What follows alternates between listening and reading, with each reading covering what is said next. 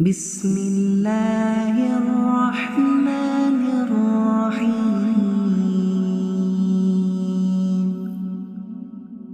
قل أعوذ برب الناس